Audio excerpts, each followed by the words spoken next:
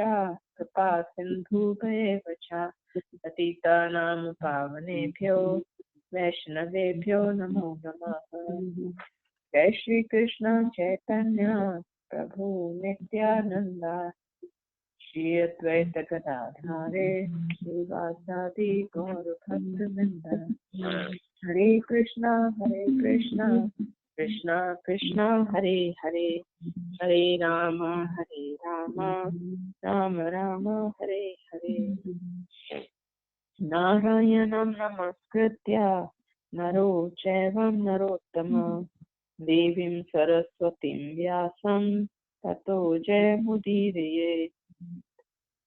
नष्टप्रायेषु अभद्रेषु नित्यं भागवत सेवया भगवती उत्तम श्लोके भक्तिर्भवति नैष्ठिकी। श्रीमद् भागवतम की जय। So, should we start now or wait? It's 11 after. We should probably go. Okay. So I think yeah. Okay. So we are doing today text 12 and text 13. This is Canto 2, Chapter 7, and text 12. So these two are actually all these things are very interesting. This is all incarnation of the Godhead, personality of the Godhead, and there's a very nice stories which goes along with it. So I'm going to read the verse and the purport and translation. Then we discuss a little bit. Matasyo yuganta same manunopolabdha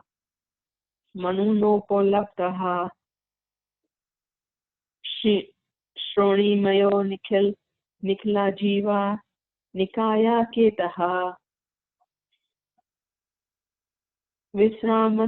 Vishramsitana Uru Bhaye Salile Mukhaname Adaya Tatra Vijahara Ha Deva Margana Veda Margana. Translation: at the end of the millennium, he would be Vaivastaka Manu of the name Satyavrata would see that the Lord in the fish incarnation is the shelter of all kinds of living entities, up to those in the earthly planets. Because of my fear of the vast water at the end of the millennium, the Vedas come out of my Brahma's mouth, and the Lord enjoys those vast waters and protects the Vedas. Purport by Srila Prabhupada. During one day of Brahma, there are 14 Manus, and at the end of each Manu, there is a devastation up to the earthly planet, and the vast water is fearful even to Brahma. So, in the beginning of the would-be Vaivasvata Manu, such devastation should be seen by him. There would be many other incidents also, such as the killing of the famous Shankasura.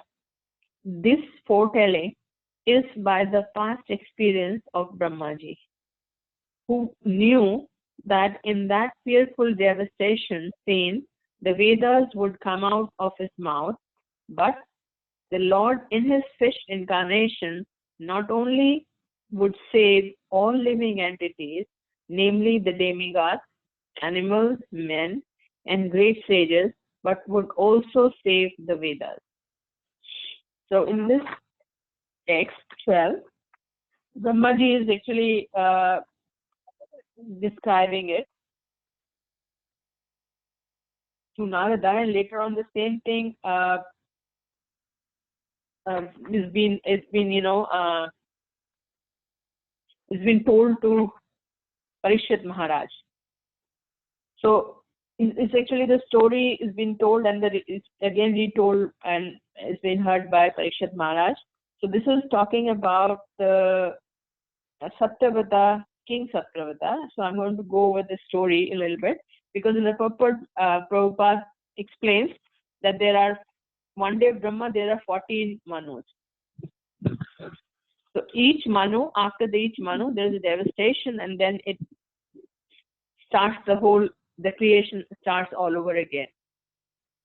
And this is happening in every different universe, is happening, the same process takes place.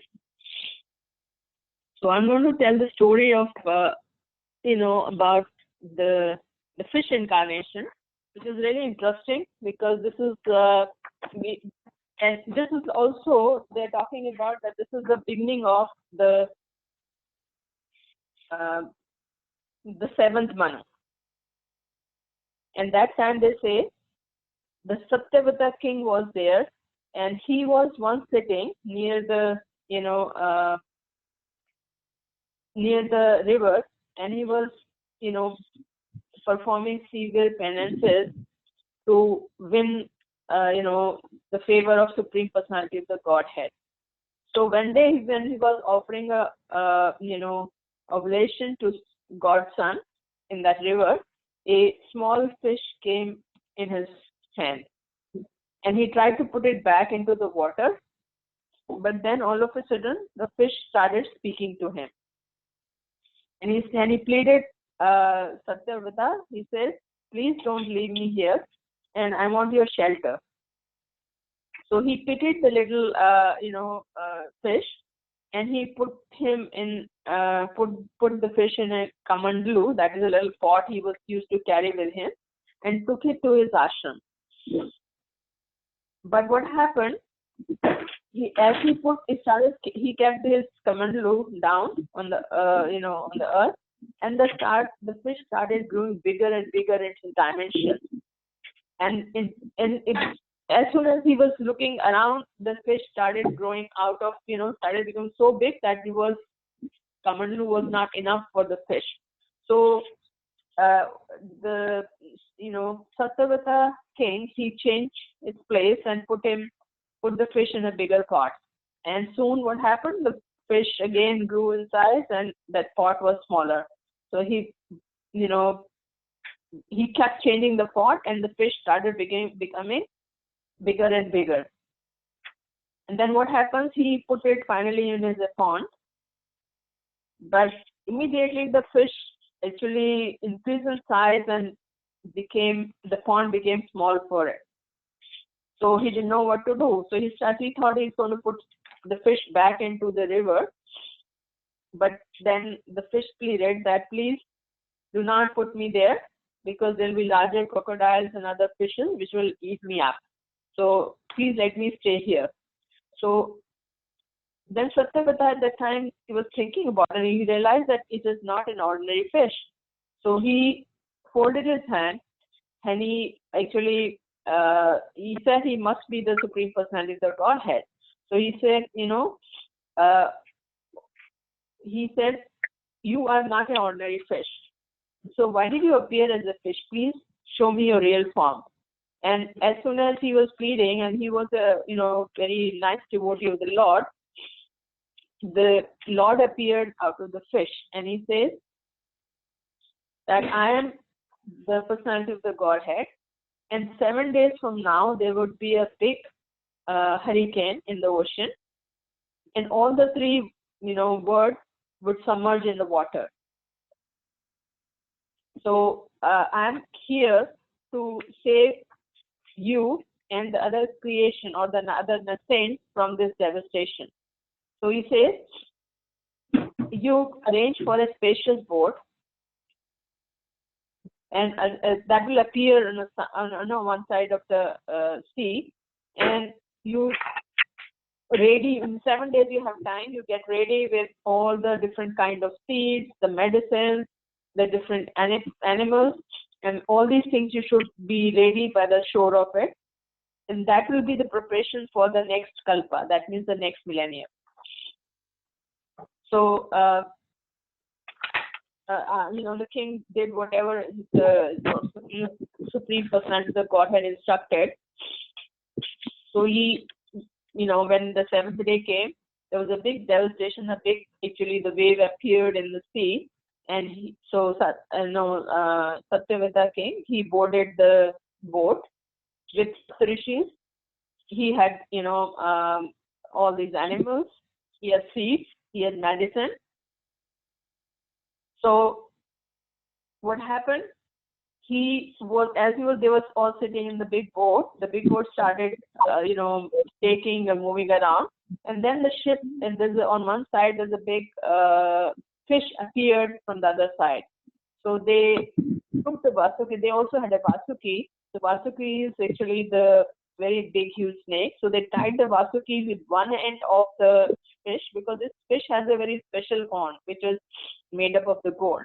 So they tied the one end of the Vasuki with the fish, other end with the boat. So this fish actually took the boat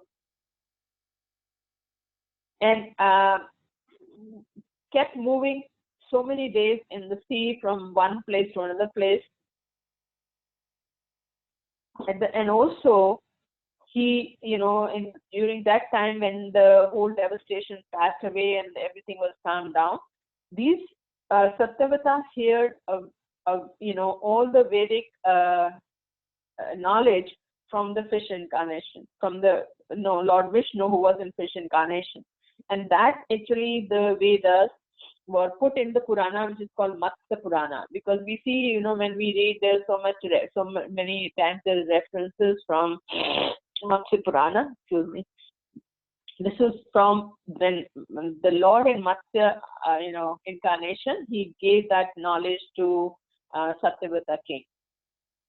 So this way, Lord Vishnu, he saved all the devotees, all the true devotees from the dissolution, so that they could carry this knowledge to the next kalpa, when the next Manu, 7th Manu started. And what happened in the meanwhile, one more thing happened, because when you see in the translation, the Lord also says that, the Brahma also says that the Vedas came out of my mouth. And the Lord enjoys those vast waters and protects the Vedas. So one more thing happened, that the demon, Somakshura, stole the Vedas from the Lord Brahma while he was in his deep slumber and hid himself under the water. So because after the Brahma's day, there is a Brahma's night, and Brahma's night, Brahma was sleeping. So somehow Vedas slipped from his mouth. And I really don't know how it was slipped, because he must be reciting it, or was it in the form of the paper or a book? I'm not very sure about that part. But this demon, he stole it. And Lord Vishnu, who was in that, that time he was in the fish incarnation, he went under the water and he got caught, he got, hold of him, and he fought severely with him and killed him and rescued the Vedas. And that's how he established. And that was his pastime as the fish incarnation. And then he gave the Vedas, saved the Vedas and restored them to Brahmas, who woke up from his slumber to start the creation for the next kalpa. And Satyavata, who lived through this whole devastation, became the Manu of the 7th Manvantara of the next kalpa. So this is the story behind the fish incarnation, of the Lord. So this is all what I have to share from this. Please feel free to add it to it, discuss it, or if you have any questions or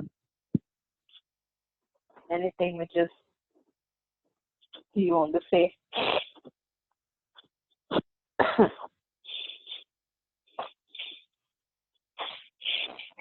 Mataji, I just wanted to say that very interesting how this story is very similar to to a story in the Bible as well, where God got upset at the state of how man was acting and behaving, and so he took two of his best devotees, which was Noah and his wife and their children, and and told them that they needed to build a boat because there was going to be a devastating flood, and was instructed as well by the Lord to take one male and one female of every species and put them on the boat,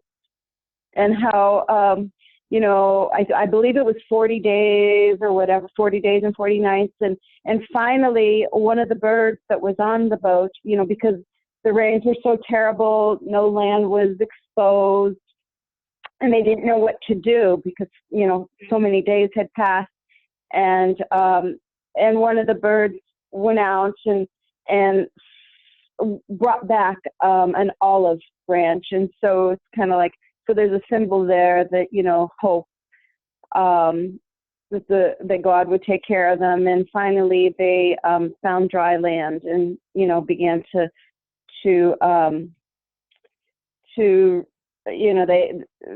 they made home, and many everybody, all the animals had babies, blah blah blah, and so it repopulated the world. But so it's kind of similar. And I just wanted to add that from tradition to tradition, there are similar stories. That God seems to to reveal to these different traditions. So anyway, just wanted to add that. Interesting. Thank you so much for sharing. I didn't know about that. Yeah. Yeah.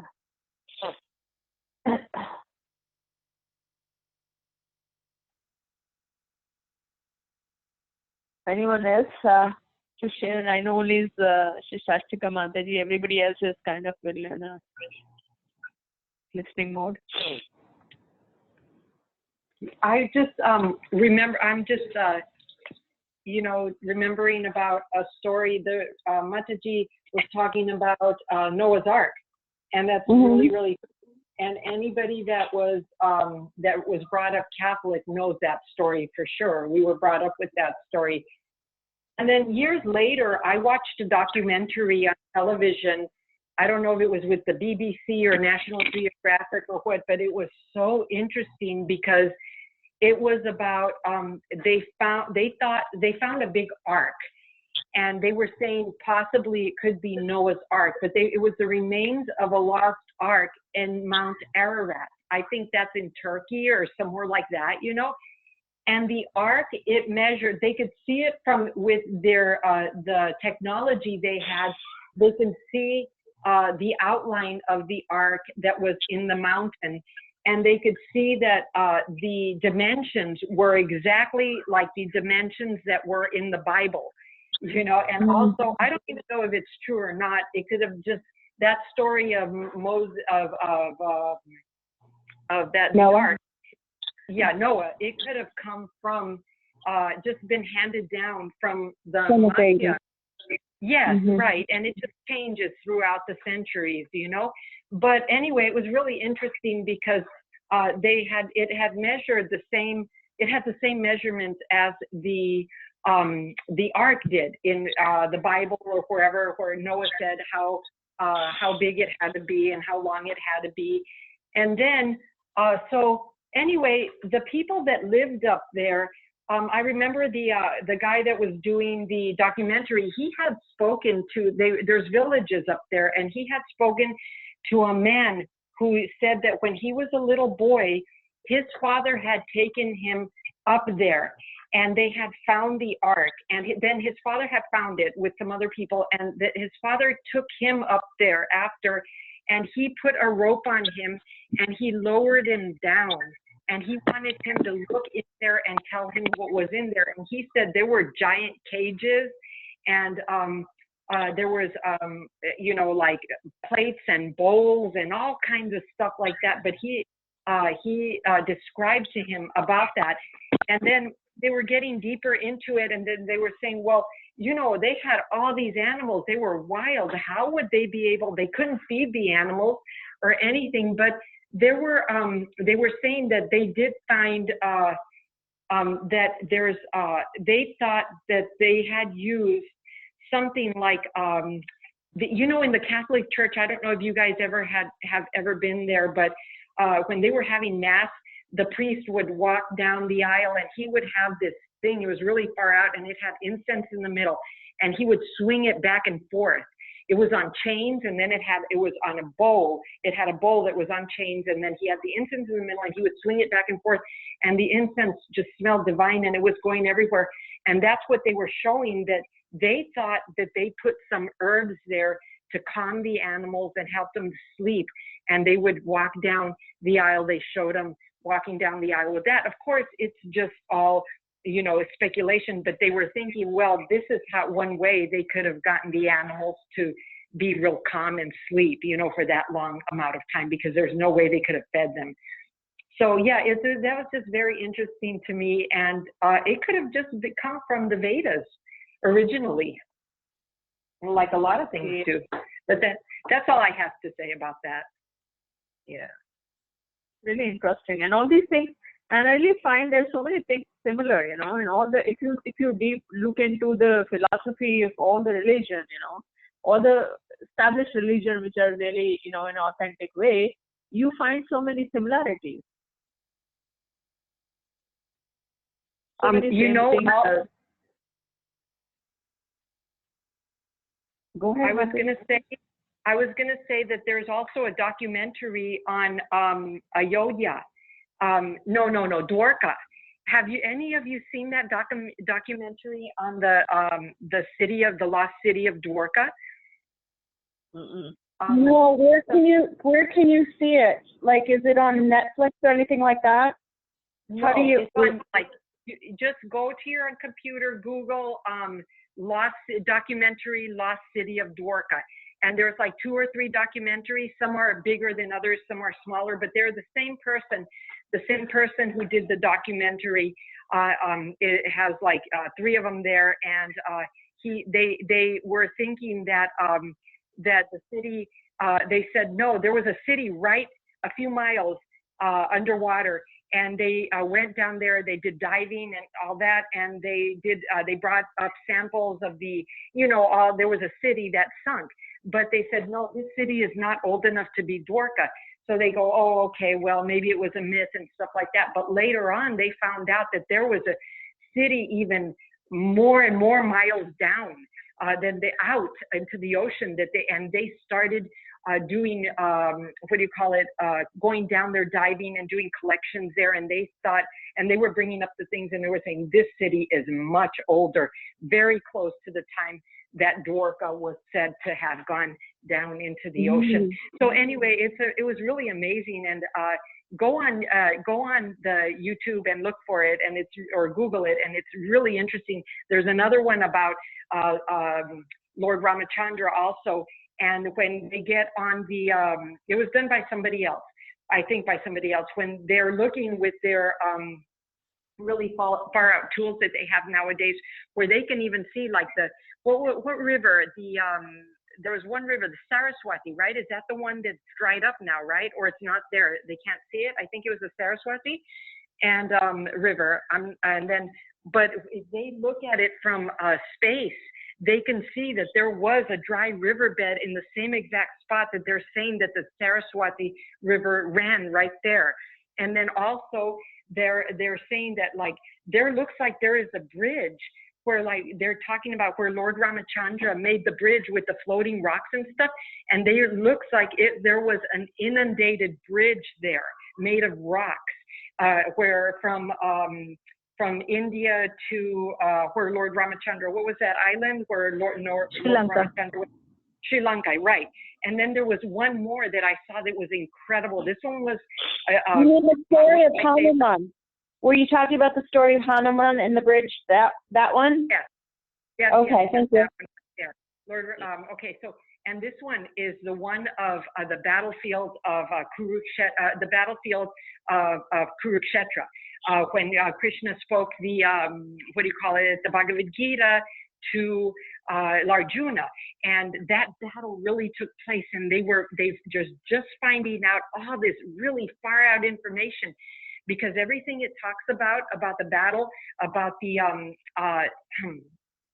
when the different it talks about different luminaries, about the different aspects of the what do you call it, how the planets were, and of what places the planets were at that time and stuff, and how there's a big I think there was in the Mahabharata about a meteor or meteor showers or something like that, and that they found out that it was true because they're using technology that's modern to go back, and it coincides with what is in the Mahabharata, you know. So wow. This is very, very interesting, and it is done by not just people from India, scientists from India, amazing, and these people are so smart, you know, because they're really into you know, astrology, astronomy, and things like that, and that's where it was born, in India, you know. So these people are very smart, these scientists that are working in India with all these tools, and I'm going to go back and look at it again because it was so interesting, and I think that you guys would be, once you start watching all this, it's like you want to see more and more and more, because it's talking about, you know, the realities of devotees. We accept this in our heart. We know it's true, you know, but when we hear about it, that, oh my God, look at this and look at that, you know, about what they found, what they discovered, it's like truly amazing. But that's just something I wanted to put up. Yeah, Mataji, if you do go back, and is there any way you can post the you know, the address on, like, maybe on our email that we do for Srimad Bhagavatam weekly schedule? Maybe could you post it there so we can all watch it? Okay. I'll just tell you what it is and where you can find it and the name of it, and you guys can look for it yourselves, because I don't know how to put anything up. Okay. Okay. If you do that, then I'll post it. Okay. Thank you. Thank you. Thank you so much. Thank you, Mataji, for sharing. It's wonderful.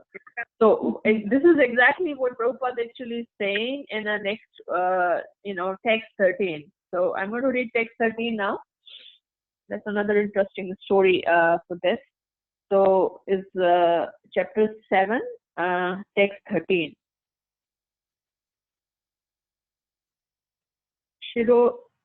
Shirodhava Amara Danava Yutapana Anmattanam Amrita Labdaya Adi Devaha Prasthena Kashyapa Vayur Vidhara Kotramam Nidrakshano Dri Parivarta Kashana Kandu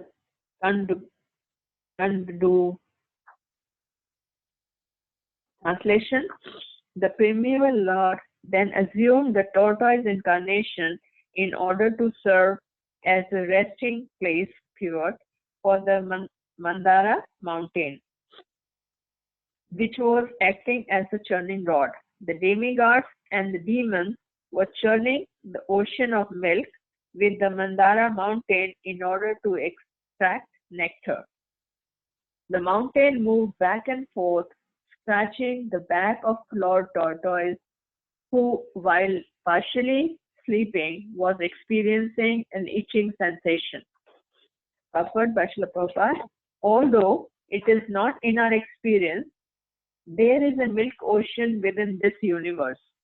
Even the modern scientists accept that there are hundreds and hundreds of thousands of planets hovering over our head, and each of them has different kinds of climatic conditions. Srimad Bhagavatam gives much information which may not tally with our present experience.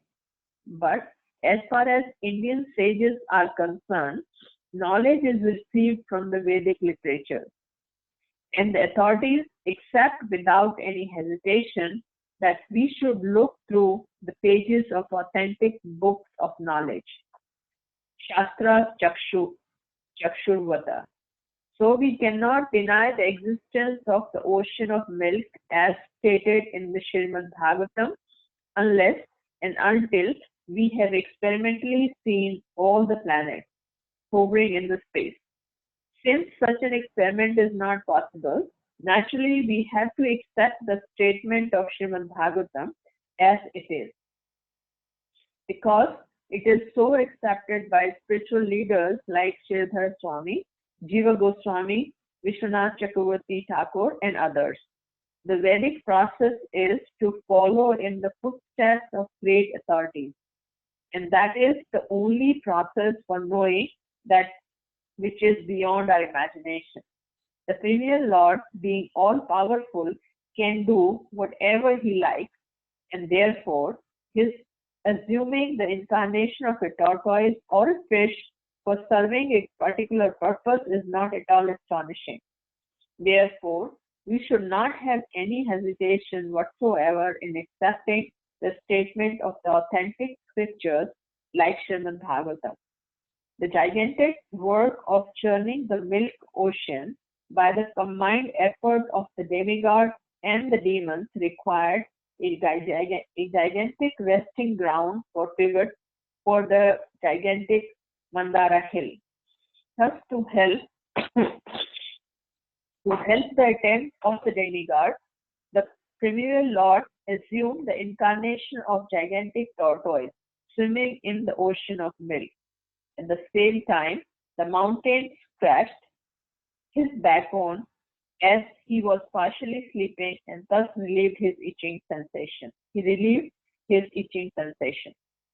So, in this purport, Prabhupada is saying the same thing, that there's so much, they actually describe in this text about the, the milk ocean. And they also talk about that a huge gigantic mountain using as a pivot. So all these things it looks like a fairy tale or looks like something for an ordinary person, not for devotees. They accept, whatever is written in Srimad Bhagavatam.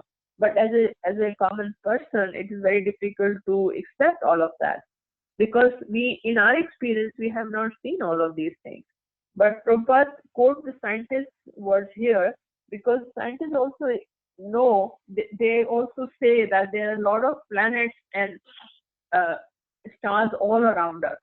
And all of them, they are like, we can't even go to the nearest planet. Like, they haven't even been to the Jupiter and Saturn. Mars, they have sent there some kind of probe. And they have been saying that, there are some evidence of life. There used to be life sometime before. They've seen some traces of the water. Same thing is on the moon, they say. Earlier they said there's no life possible, but now they say, yes, life is possible because they have seen the traces of the river beds actually on the surface of the moon when they send the latest probe. So these are just two planets that are very close to the Earth. But to talk about so many other different, similar kind of Earth, similar to Earth, there are so many different planets, and they say because they're similar to Earth in all different, conditions, there is a life. There is definitely a life out there. So Prabhupada says all these which is written in the Bhagavatam is right because there is no possible way that all the scientists can find out all what is going on in different planets. And he says that is why, because we cannot verify it, that's why we should take the statement which is given in the Bhagavatam as true, even though they sometimes becomes unbelievable. Because he says not only, it is accepted by the great Indian sages who could see actually, who could sitting in one place could actually, through their, realization, they could make out what is the shape of the world, what is the shape of the, a particular mountain, where it is located, and also give the description of all that spiritual world, which is beyond the reach or imagination of the, modern scientists. So Prabhupada says we should believe and we should take the statement from the authentic scriptures as true. So this is all about what Prabhupada is saying about this story. So I'm going to read the story about another story about the Lord incarnation as a tortoise. This is also another very interesting one. So this is a story of the sixth Manamantra, that is the present Kalpa. So, and in that particular, the sixth Manu, these demigods were very prosperous, and Indra was definitely their king. So what happened? The demons, who were actually initially they started from the same father. They have the same father but two different mothers. They started becoming jealous. So and from that time onward, there was a perpetual rivalry between them. So what happened? Whenever there was and there's often always a battle between the demons and the demigods. It used to happen off and on. But most of the time, what happens? The demons would win. And all these, demigods, they would run to Supreme Lord, run to Vishnu for the help. And most of the time, Lord Vishnu would always help them. And this is not general scenario. So one day what happened, Indra was riding his elephant, Airavata. So, and that time a sage came, and sage was Durvasa Muni. He's famous for his anger. He's always gets very easily angered. So what happened? He gave him a garland from his neck. Durvasa Muni presented a garland to Indra because he was a king, and Durvasa Muni had a garland, so he presented to him. So Indra, at that time, he was very careless. He gave that garland to his elephant. And elephant, what happens? As he was giving it to an elephant, it slipped and it was crushed under the elephant's feet. So when Durvasa Muni saw that, he got really infuriated. And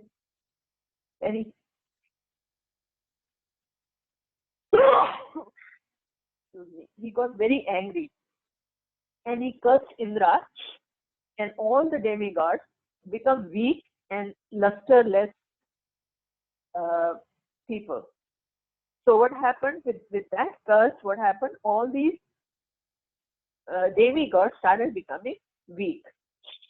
So what happened? They pushed Brahma on the Mount Meru.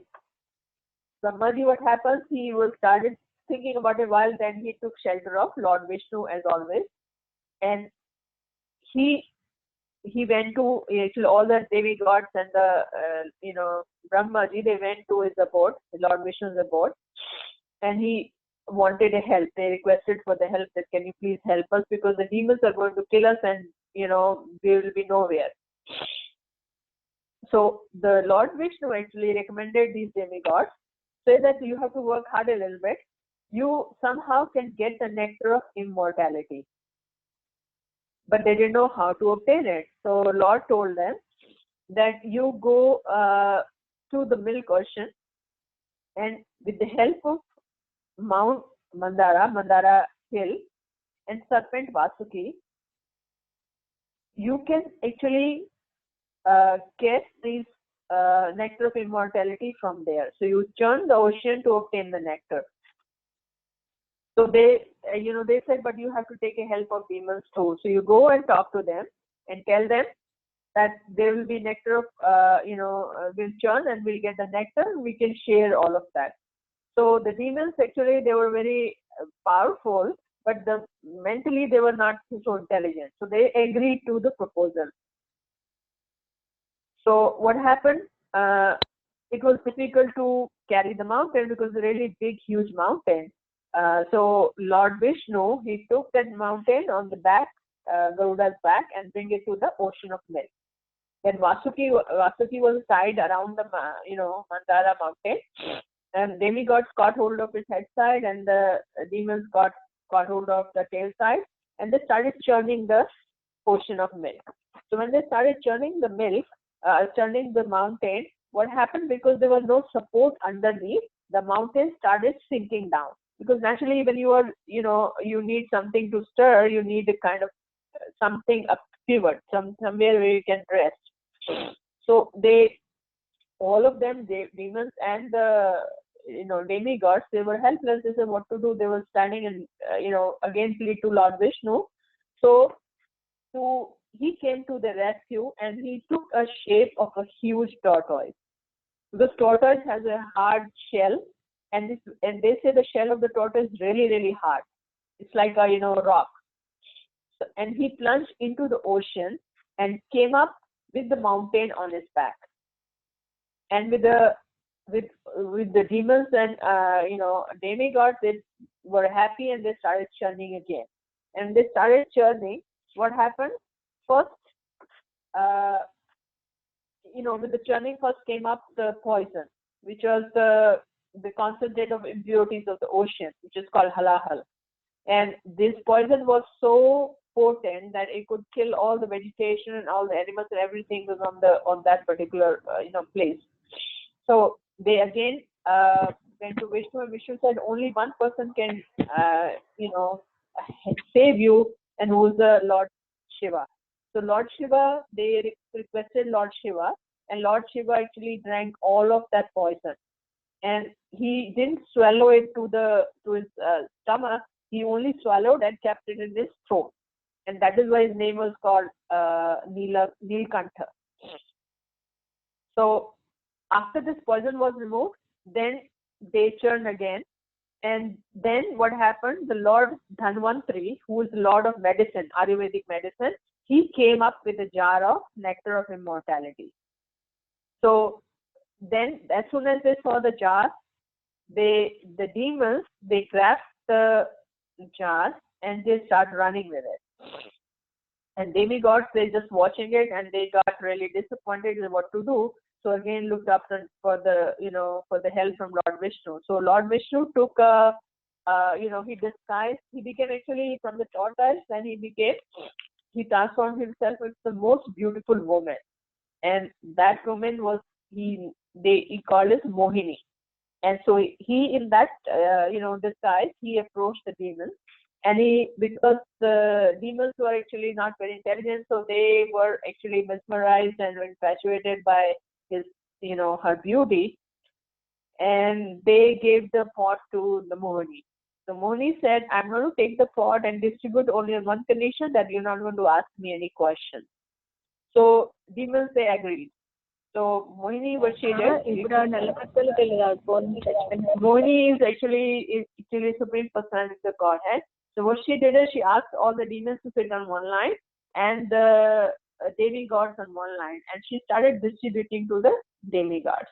So he gave, and her plan was that she would distribute all the nectar to the demigods.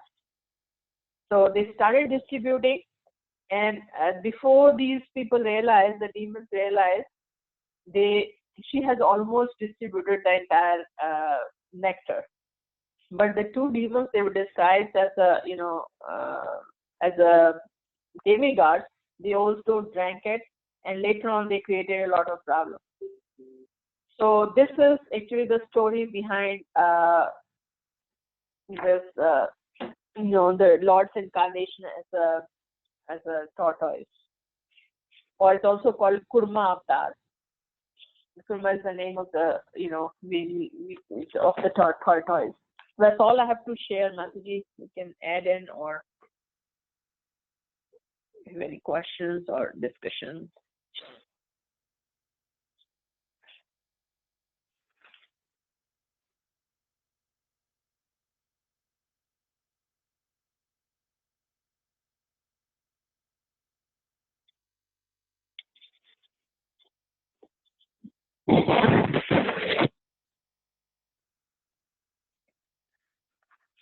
Thank you, Sraddha Mataji, for the nice class. Thank you, Hare Krishna, Mataji.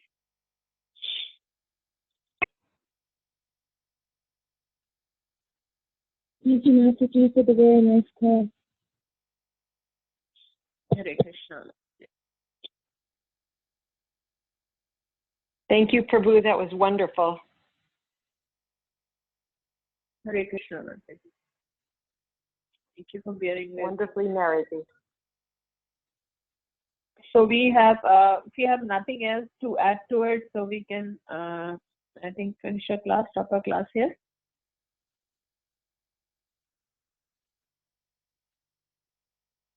Srimad Bhagavatam ki jai, Srila Prabhupada ki Jai. jai. Jai. Hari Bol. Hari Bol.